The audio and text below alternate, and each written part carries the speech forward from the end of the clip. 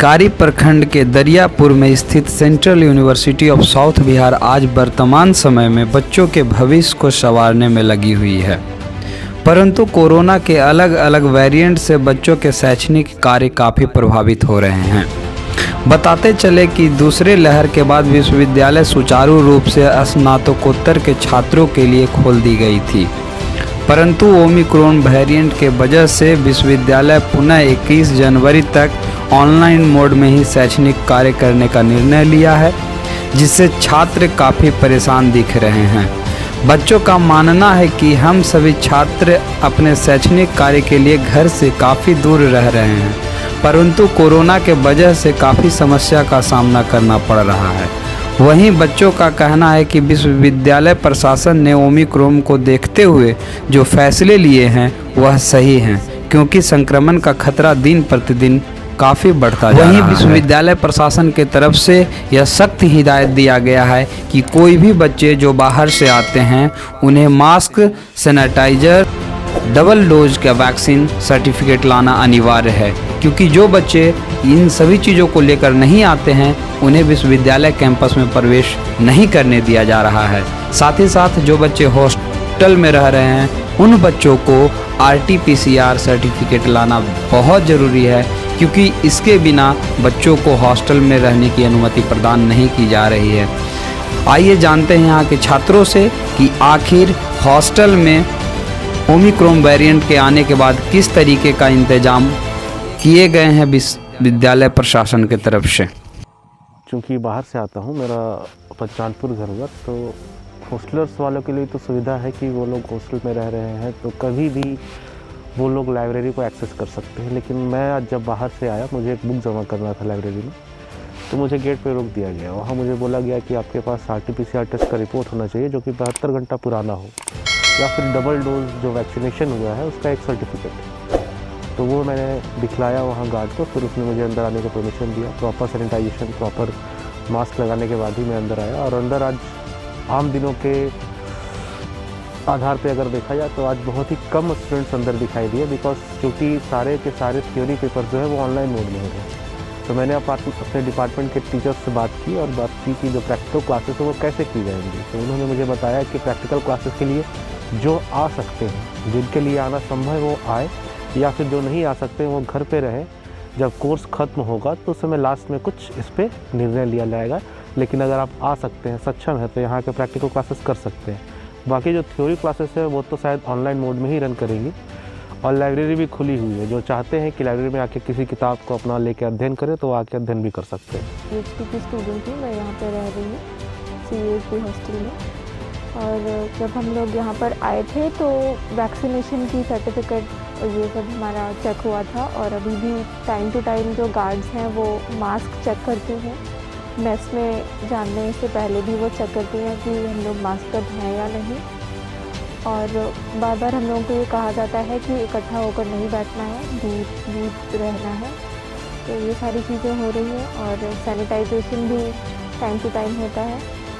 तो ये चीज़ें हमें मिल रही हैं फैसिलिटी। और क्योंकि अभी ऑनलाइन क्लासेस चल रही हैं तो वाईफाई का भी प्रावधान है यहाँ पे, तो हम लोग उस चीज़ का भी फ़ायदा उठा पा रहे हैं। कुछ गाइडलाइंस आए हुए हैं कोरोना को लेकर, ठीक है, जिसमें क्या किया जा रहा है, सभी जो भी अभी नए बच्चे आ रहे हैं घर से, उनको बोला जा रहा है कि आपको RT-PCR का टेस्ट करवाना अनिवार्य है, नहीं तो सेकंड डोज का सर्टिफिकेट दिखलाना अनिवार्य है, तभी आप हॉस्टल में प्रवेश कर सकते हैं। अभी ओमिक्रॉन वायरस के कारण क्या किया जा रहा है, हॉस्टल में एनी टाइम सैनिटाइजेशन हो रहा है, मेस में हो रहा है, सभी जगह पे हो रहा है। लेकिन बहुत सारे बच्चे लोग हैं जिनको एक चीज़ का दिक्कत का और सामना करना पड़ता है। जैसे अभी क्या किया गया है, ओमिक्रॉन वायरस के कारण तो हमारा क्लास को ऑनलाइन मोड में कर दिया गया 21 जनवरी तक। तो क्या हो रहा है कि बहुत सारे बच्चे लोगों को ऑनलाइन क्लास में दिक्कत का सामना करना पड़ रहा है, क्योंकि वाईफाई है ही नहीं। तो हमारा डिमांड है एजुकेशन डिपार्टमेंट से कि आप क्या करवाइए कि हर एक एरिया में वाईफाई राउटर को लगवाएं, जिससे बच्चों लोगों को क्लासेस करने में कोई दिक्कत का सामना ना करना पड़े, क्योंकि उन्हें बहुत सारा दिक्कत का सामना करना पड़े। अभी फ़िलहाल तो कल से क्लासेस सभी ऑनलाइन हो रही है, ऑफलाइन क्लासेस बंद हो चुकी है। तो हॉस्टल में वगैरह कोविड की गाइडलाइन वगैरह ध्यान रखते समय मास्क वगैरह, सोशल डिस्टेंसिंग वगैरह, सैनिटाइजेशन वगैरह, रूम का फ्लोर का सब चीज़ें अच्छी से चल रही है। फिलहाल अभी तक तो लाइब्रेरी के बारे में बोला जाए तो हम लोगों को अभी तक लाइब्रेरी का इंटरनल नंबर नहीं मिला है, उसकी वजह से हमें लाइब्रेरी का इशू वगैरह नहीं कर सकते। और उसके साथ ही हमें कंप्यूटर लैब का आईडी और पासवर्ड भी नहीं मिला है। मैं आशा करता हूँ जल्दी से जल्द हमें मिल जाएगा। ये हॉस्टल में तो कोरोना आ गया है, तो प्रॉब्लम ये हो रही है कि मेस वाले जो खाना बनाते हैं वो सब अंदर में कैसे बना रहे कोई नहीं जान रहा, दिख रहा है मास्क के बिना बना रहे। ये सब एक इश्यूज़ हैं, बट ऑल दो बाकी रूल्स रेगुलेशन सब अच्छे हैं। एक सबसे ख़राब चीज़ ये है कि मैं 2020 का बैच का हूँ, तो मुझे कभी हॉस्टल में ऑफलाइन क्लास मिला नहीं, आज भी नहीं मिल रहा है और पढ़ाई अच्छी हो नहीं रही है। सेकेंडली अब इन्होंने लाइब्रेरी जाना भी बंद करवा दिया है यूजी के बच्चों के लिए जो प्रैक्टिकल क्लासेस नहीं कर रहे, जो रिसर्च स्कॉलर्स नहीं। तो ये हमारे लिए डिटोरिएट कर रहे हैं हमारी पढ़ाई को। अब सारे बुक्स तो खरीद नहीं सकते हैं, कोई भी इतना महंगा 2000-3000 का बुक खरीदेगा नहीं, तो ये एक प्रॉब्लम्स है। और फ्रेंड्स भी नहीं आ सकते मिलने डिस्कस करने के लिए, हॉस्टल भी बहुत कम को मिला है एक बैच से, तो ये सारी कुछ प्रॉब्लम्स हैं।